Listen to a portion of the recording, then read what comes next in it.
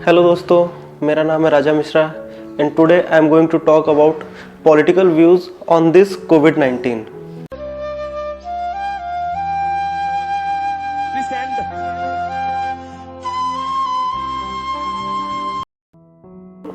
As we know that कोविड-19 की जो second wave आई है, इसमें केंद्र सरकार, राज्य सरकार और जो भी प्रशासनिक नीतियां थीं वो कितनी विफल साबित हुई हैं वो साफ देखी जा सकती हैं। जैसे वैक्सीन की कमी, हॉस्पिटल में बेड की कमी और बहुत ही महत्वपूर्ण ऑक्सीजन की कमी।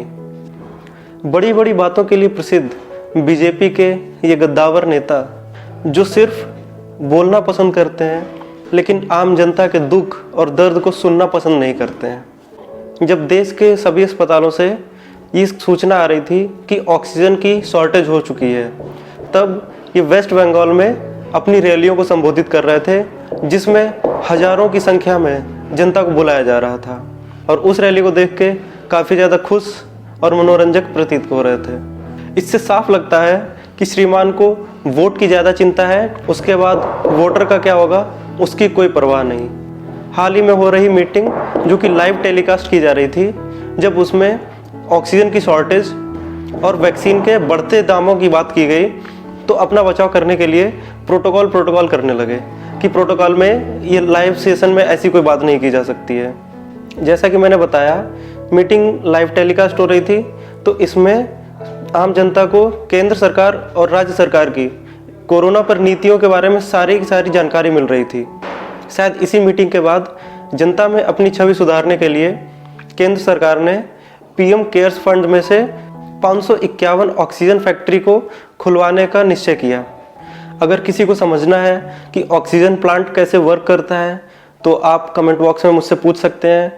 अगर ज़रूरत पड़ी तो मैं उसके लिए सेपरेट वीडियो बना दूंगा, जिसमें आपको सही से समझ में आ जाएगा ऑक्सीजन प्लांट में ऑक्सीजन कैसे और कहां से इंपोर्ट की जाती है, जिसकी वजह से हॉस्पिटल में और किसी भी प्रकार से मरीज को ऑक्सीजन सही रेट पे प्रोवाइड की जा सकती है।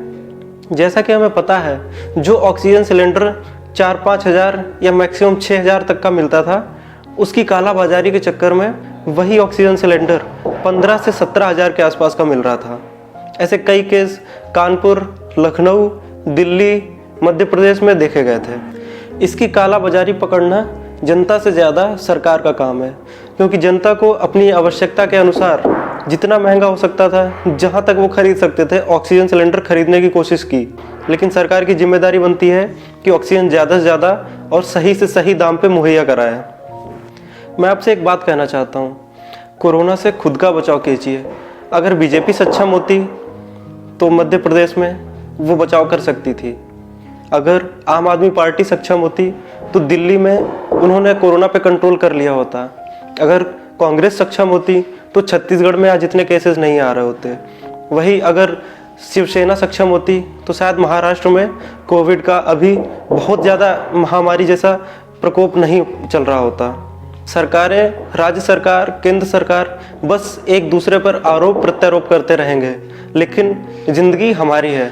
हमें अपनी और अपने घर वालों की बहुत देखभाल करनी है। खुद को और अपने घर वालों को सुरक्षित रखें। एक पॉजिटिव मैसेज आप सबके लिए। मुझे पता है आप सब बहुत समझदार हैं, तो कृपया बिना मास्क के और बिना किसी आवश्यक काम के घर से बाहर ना निकलें।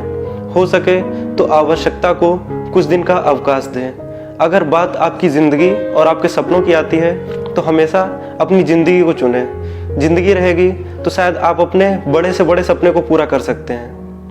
मेरी बेस्ट विशेस आप सबके साथ, इस देश के साथ और आपके परिवार के साथ हैं। तो प्लीज़ अगर आपको ये वीडियो अच्छा लगा तो इस वीडियो को लाइक कीजिए, इस चैनल को सब्सक्राइब करिए और अगर शेयर करने का मन हो तो अपने भाई बंधुओं के साथ इस वीडियो को शेयर भी कीजिए। धन्यवाद। जय हिंद। वंदे मातरम।